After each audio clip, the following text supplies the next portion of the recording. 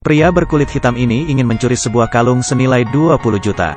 Namun saat di acara lelang, ia menawarkan harga sebesar 33 juta. Saat pihak penyelenggara melihat seluruh aset si pria itu, ternyata totalnya berjumlah ratusan juta. Mantap!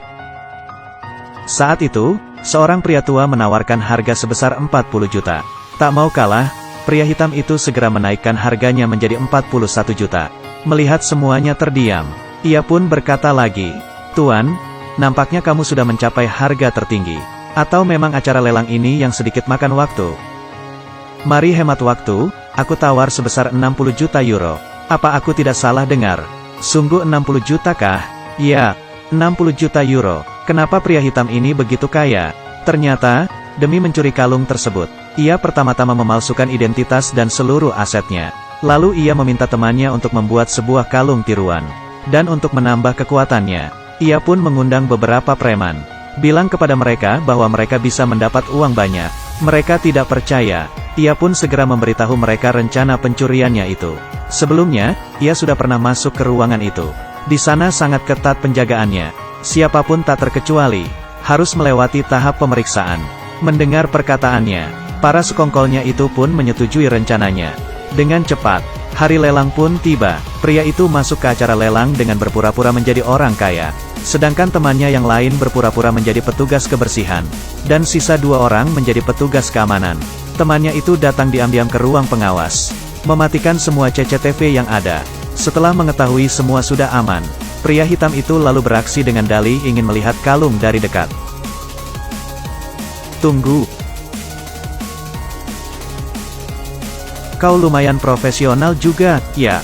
Ketika dirinya sedang melihat-lihat kalung itu, temannya yang lain datang melancarkan aksi mereka. Mereka menangkap dirinya dan sales kalung itu, mengikatnya, lalu membawa kalung itu pergi. Tak lama kemudian, polisi pun datang.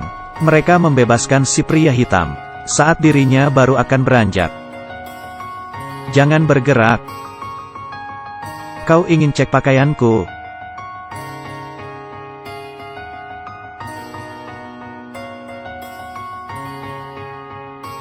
Ternyata hanyalah sebuah pena. Selanjutnya, dirinya berubah menjadi seorang petugas kebersihan. Ia pun mengambil kalung itu dari dalam tempat sampah. Ternyata saat ia sedang bertarung dengan temannya yang lain, ia mengambil kalung itu, membuang kalung yang asli ke dalam tempat sampah, dan melempar kalung yang palsu keluar.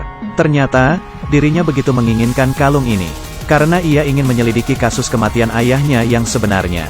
Saat dirinya masih kecil, ayahnya pernah dipenjara karena kalung itu, dan ayahnya pun bunuh diri.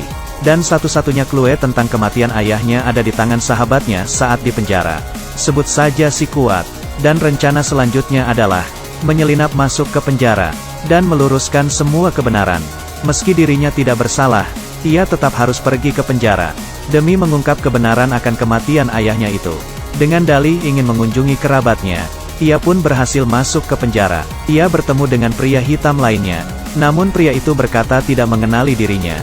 Ia pun memberitahu pria itu, bahwa ia bersedia menggantikan posisinya di penjara. Tentu saja pria itu tidak percaya. Belum lagi banyak petugas patroli yang berkeliling di luar.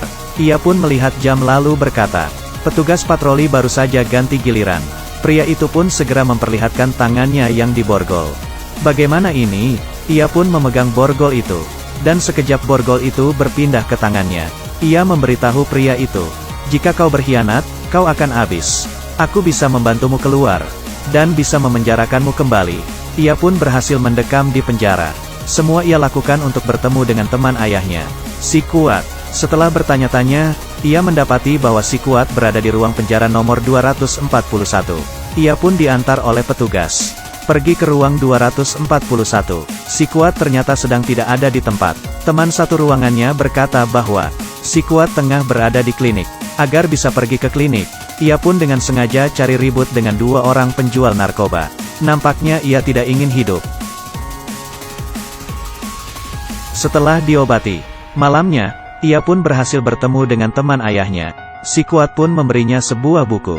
Ia pun menelusuri buku itu dengan teliti. Dan akhirnya menemukan clue yang ditinggalkan oleh ayahnya. Ternyata sebelum ajal menjemput, sang ayah menandai clue di buku itu dengan minuman soda.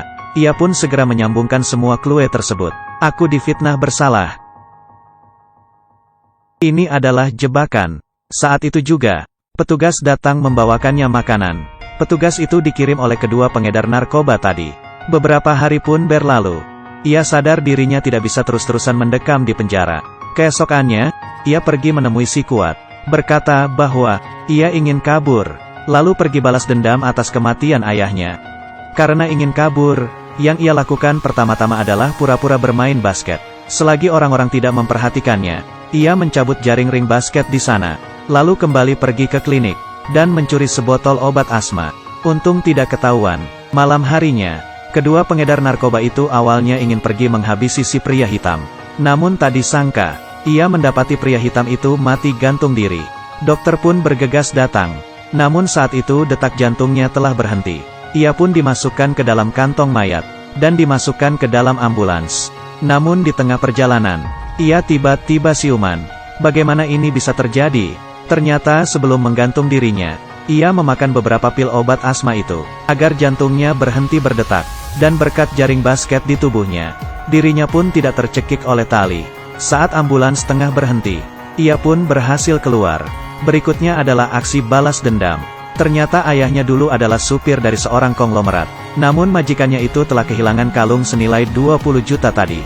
Lalu menuduh bahwa ayahnya lah yang bertanggung jawab. Orang-orang kaya itulah yang menjadi sasaran dirinya. Keesokan hari, ia pun memulai aksi balas dendamnya. Pertama-tama ia mencari seorang wartawan pensiunan, meminta semua catatan hitam si orang kaya itu, dan menyebarkannya lewat berita-berita di televisi. Tak disangka, acara TV itu telah dibeli oleh si orang kaya. Ini membuat dirinya sangat jengkel.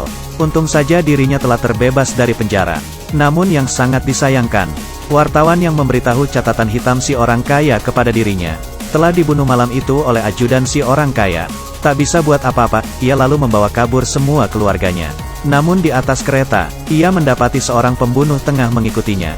Lalu ia pun mengirim SMS kepada polisi yang tengah mengejarnya itu. Berkata bahwa dalam 10 menit dirinya akan tiba di stasiun, menggunakan jaket berwarna krem. Kemudian, kereta pun tiba di stasiun. Ia berjalan di depan si pembunuh, dan polisi pun menangkap si pembunuh yang menggunakan jaket berwarna krem. Dirinya juga sempat mencuri beberapa berlian dari kantong si pembunuh.